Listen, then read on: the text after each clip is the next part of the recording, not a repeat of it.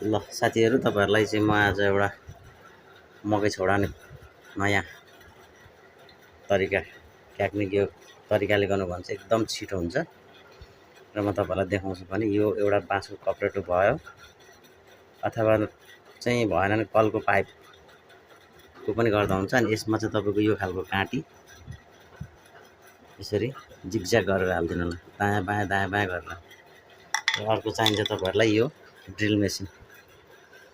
यो drill machine चाहिन्छ। यति भएपछि चाहिँ तपाईहरुको मकै एक दिनमा तपाईले चाहिँ ठ्याक्कै एकजनाले नै 5 कट्ठाको चाहिँ छोडाउन सक्नुहुन्छ।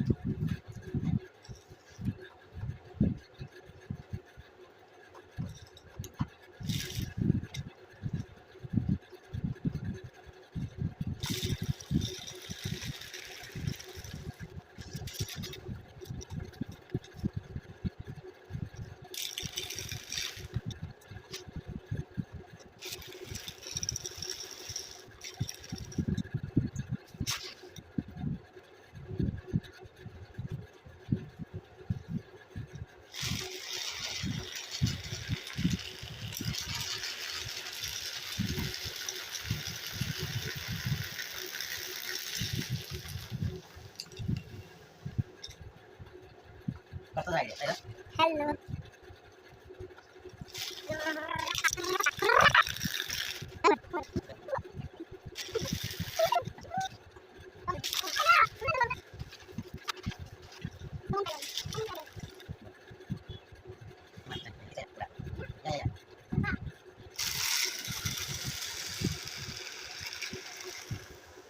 Udah deh sana.